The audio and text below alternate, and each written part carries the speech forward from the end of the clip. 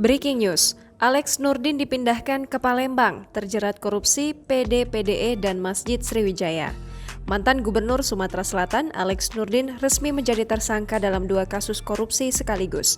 Pria berusia 71 tahun itu terjerat kasus pembelian gas bumi oleh perusahaan daerah pertambangan dan energi Sumsel tahun 2010 hingga 2019 dan kasus pembangunan Masjid Sriwijaya Palembang. Anggota DPR RI nonaktif itu sendiri pada hari Rabu dijadwalkan akan tiba di Palembang 22 Desember 2021 sekitar pukul 10.15 waktu Indonesia Barat, penumpang pesawat domestik dari Jakarta.